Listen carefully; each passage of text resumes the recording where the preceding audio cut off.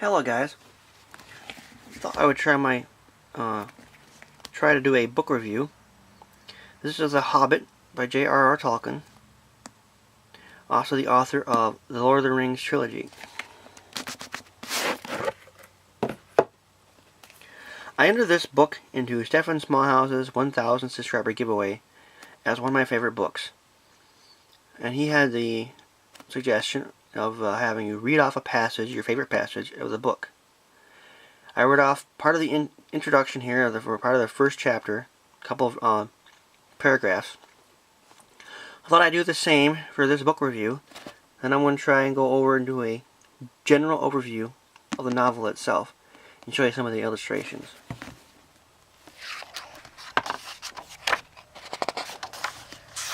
If you don't know, Tolkien himself was a fan of maps.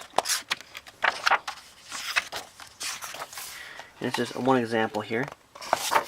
A map in which the dwarves were handed by Gandalf of the Lonely Mountain and the lair of Smaug the dragon. Okay. Here we go. In a hole in the ground there lived a hobbit, not a nasty, dirty, wet hole, filled with the ends of worms and oozy smells, nor yet a dry, bare, sandy hole with nothing in it to sit down on or to eat. It was a hobbit hole, and that means comfort. It had a perfectly round door like a porthole, painted green with a shiny yellow brass knob in the exact middle. The door opened onto a tube-shaped hall like a tunnel. A very comfortable tunnel without smoke, with paneled walls and floors, tiled and carpeted, provided with polished chairs, and lots of pegs and hats. Lots of pegs for hats and coats, sorry. The hobbit was fond of visitors. The tunnel wound on and on, going fairly but not quite straight into the side of the hill. The hill, as all the people for many miles around called it, and many little round doors opened out of it, first on one side and then on another. No going upstairs for the hobbit. Bedrooms, bathrooms, cellars, pantries, lots of these. Wardrooms, he had whole rooms dedicated to clothes. Kitchen, dining rooms, all were on the same floor, and indeed on the same passage. The best rooms were all on the left-hand side, going in, for these were the only ones to have windows, deep-set round windows looking over his garden and meadows beyond, sloping down to the river. This hobbit was a very well-to-do hobbit. His name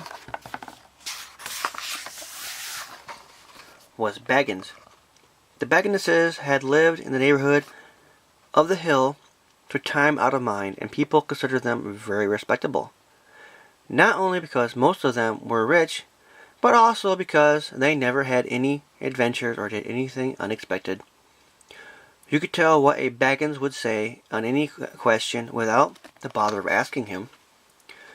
This is a story of how a Baggins had an adventure and found himself doing and saying things altogether unexpected. He may have lost the neighbor's respect, but he gained, well, you will see whether he gained anything in the end. The mother of our particular hobbit. What is a hobbit? I suppose hobbits need some descriptions nowadays, since they have become rare and shy of the big people, as they call us. They are, or were, a little people about half our height, smaller than the bearded dwarves. Hobbits have no beards. There is a little or no magic about them, except the ordinary everyday sort which helps them to disappear quietly and quickly when large stupid folk like you and me come blundering along, making a noise like elephants which they can hear a mile off. They are inclined to be fat in the stomach. They dress in bright colors, chiefly greens and yellows, wear no shoes because their feet grow natural leathery soles, and thick warm brown hair like the stuff on their heads, which is curly have long, clever brown fingers, good-natured faces, and deep laughs. Fruity laughs, especially after dinner, which they have twice a day when they can get it.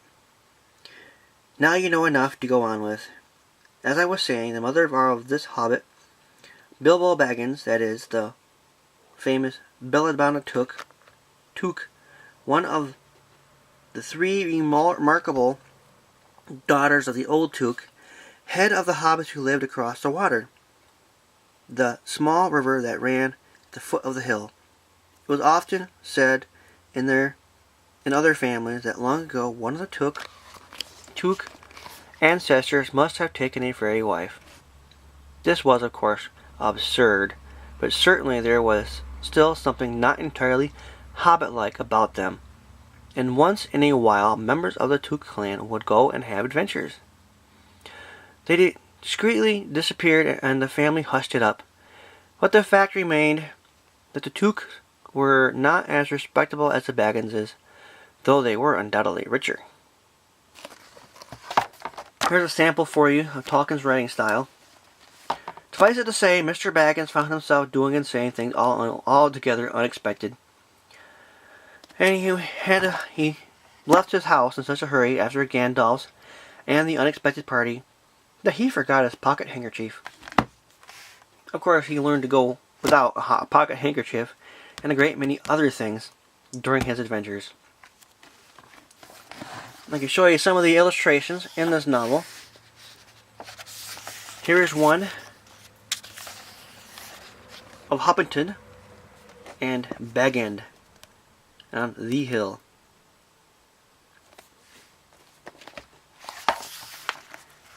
I don't know if any of these illustrations were actually drawn by Tolkien himself. They may have only been commissioned by an artist. I don't know. Here we have the Trolls. One of the Hobbit's first adventures.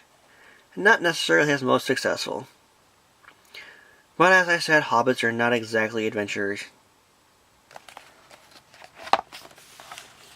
Fortunately for him and the 13 dwarf companions, Gandalf, the wizard, went with them for some ways. The mountain pass across the misty mountains, where Bilbo, for the first time, found himself alone. Separated from the dwarves, when they fled from the goblins. Separated from Gandalf, who was leading the dwarves safely out of the mountains. This is where he met Gollum and acquired his magic ring, which gave him the power of invisibility.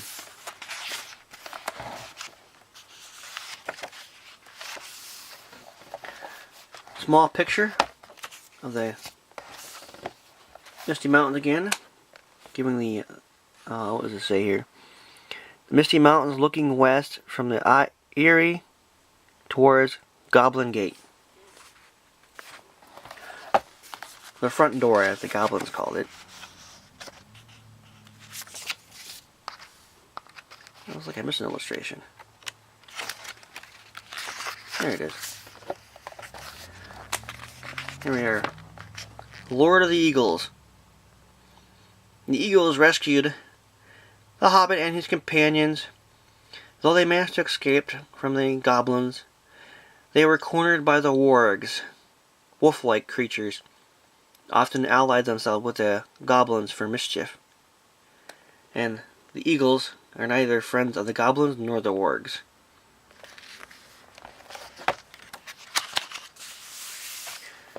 With the help of the Eagles, they were dropped off near Bjorn's house. Bjorn is a skin changer. He changes his skin.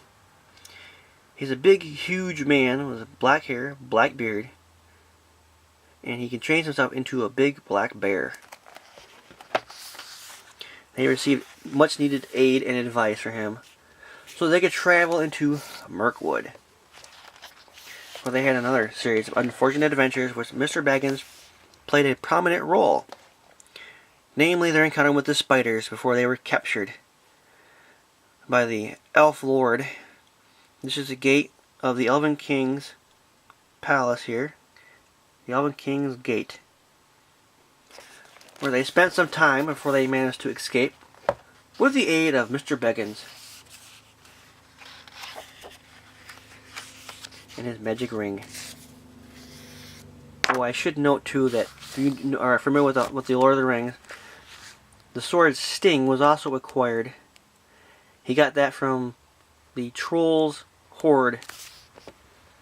It's also where Glamdring came from, Gandalf's sword. I think it's called Glamdring. Anyways, there was 3 swords. Thor and Oakenshield got one too. I think his was called Orcrist, if I remember correctly.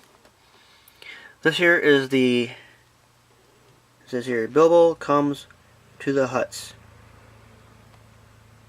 of the Raft Elves. To escape the palace, they went out basically through the garbage chute chamber where all the old barrels were thrown in and then floated down the river towards Lake Town and the Long Lake.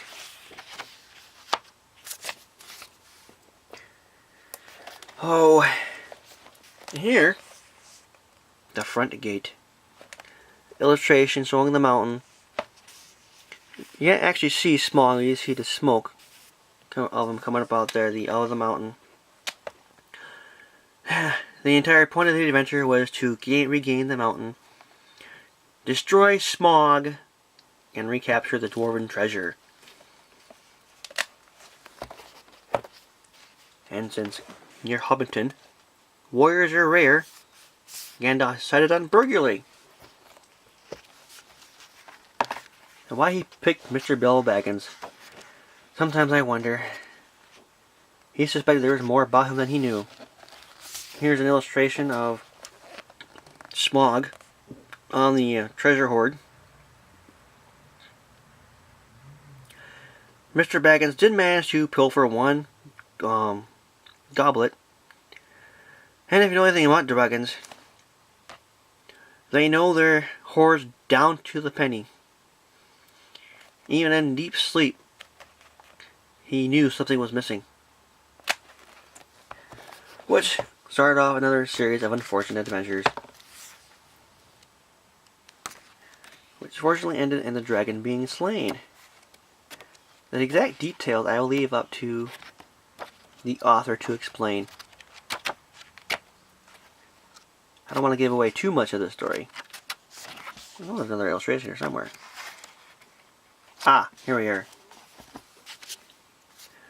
After Mr. Bilbo Baggins' many adventures, he finally returns home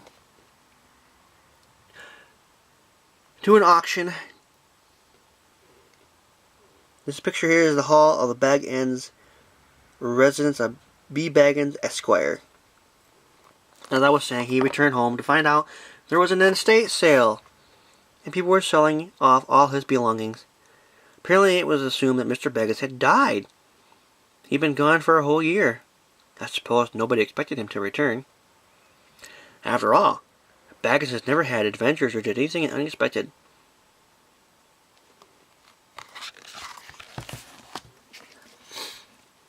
This novel, I believe, was intended as a children's tale, children's book.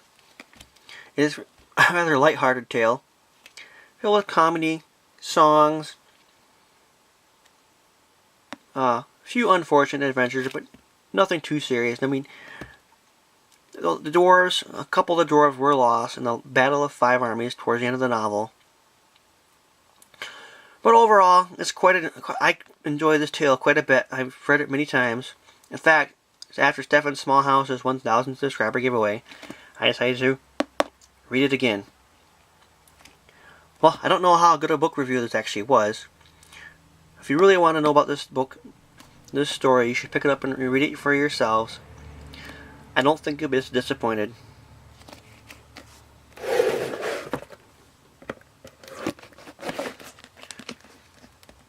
Thank you guys very much. Now have a good day. Thank you.